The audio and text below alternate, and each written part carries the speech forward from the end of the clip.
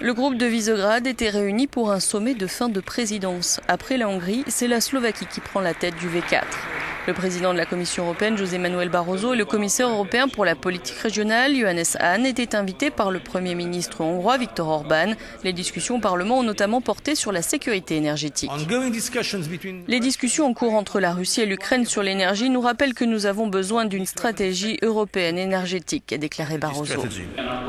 Sur la même ligne, le Premier ministre hongrois a expliqué « Si aujourd'hui la régulation des prix des énergies amène à une augmentation des coûts de l'énergie en Europe, alors nous avons besoin de plus de régulation, même étatique, qui rendent l'énergie bon marché. » La Hongrie participe au projet de gazoduc russo-italien South Stream et vient de donner son feu vert à un prêt russe de 10 milliards d'euros destiné à financer la modernisation du secteur nucléaire hongrois.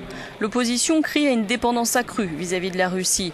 Dans ce contexte de crise en Ukraine et de guerre du gaz, il aurait été bon de poser certaines questions. Il faut savoir aussi qu'un scandale d'écoutes illégales secoue la Pologne. Pourtant, la presse a été limitée dans son travail lors de la conférence de presse. C'est ce que déplore notre correspondante Andrea Ayagos. Euronews Budapest.